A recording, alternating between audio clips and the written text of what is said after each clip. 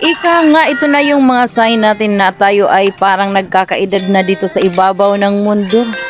Dahil ang gusto lang natin ay ang katahimikan sa buhay natin na dumaraan bawat araw at linggo.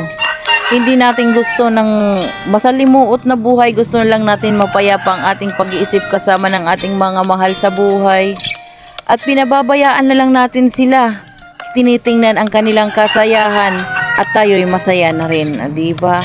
Hindi na natin iniisip sana yung mga stress sa buhay natin. Isipin na lang natin kung paano tayo makakapunta sa mga araw-araw na gawain natin at magiging masaya tulad ng nanay kong ito na nakikigbanding sa kanyang mga apo na naglalaro hanggang ngayon pa rin. O diba, hindi yan matatawaran ng amin. I love you, Nay. At ito na nga, sa likuran ko ang napakaluwag na kaparangan ay hindi akin yan.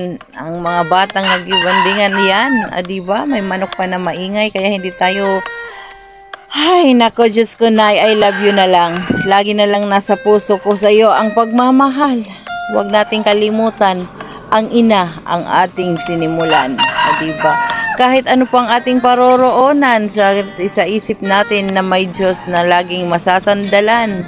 Sa lahat ng ating ginagawa araw-araw tulad nito ng aking kapatid, ayan, nandyan sa kanyang hanap buhay. Diba, nagre-relax sa itaas ng niyog. Ay, nako, life talaga. Talagang hindi tayo makakakain kung hindi natin paghirapan.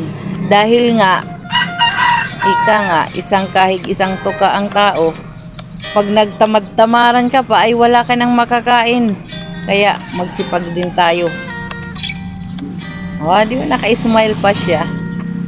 Life is so precious and time is short. Kaya, itong kinakailangan natin magbanding-banding kahit paminsan-minsan.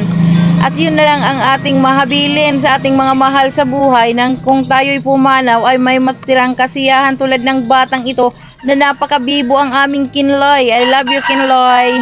Diba? Yan, may patagay-tagay pang aking pamangkin na gwapo.